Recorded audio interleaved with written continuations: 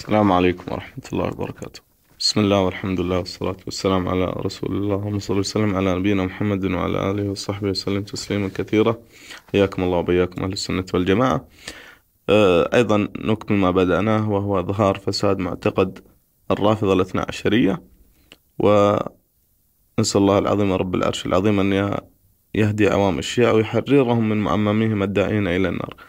نأتي إلى تحريف القرآن، وهنا نرى هذه صورة الكتاب فصل الخطاب في إثبات تحريف كتاب رب الأرباب. ها هو فصل الخطاب في إثبات تحريف كتاب رب الأرباب لحسين بن محمد النوري الطبرسي، إيران، طبعة حجرية. هذه هي الطبعة الحجرية التي يقولون عنها طبعة قديمة.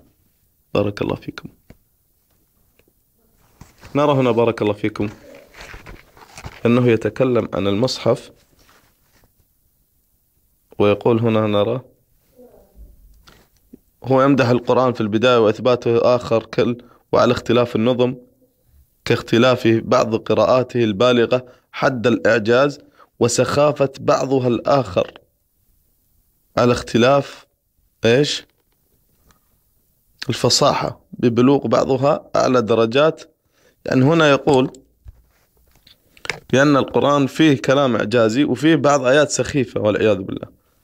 هل هذا من الإسلام في شيء؟ من يتقول على كلام الله؟ وهل كلام الله سخيف والعياذ بالله؟ هنا نرى تعليق الإخوان، هل يقول مسلم بأن هذا القرآن آيات سخيفة؟ الوثيق للطبرسي وهو أكبر علماء الشيعة. هذا موجود في فصل الخطاب في إثبات تحريف كتاب رب الأرباب. هذا هو عالمهم ومعمهم حسين بن محمد النوري الطبرسي، ومن أراد فليرجع إلى هذه الصورة لعل يجدها أوضح في المنتديات أو في الكتب المصورة.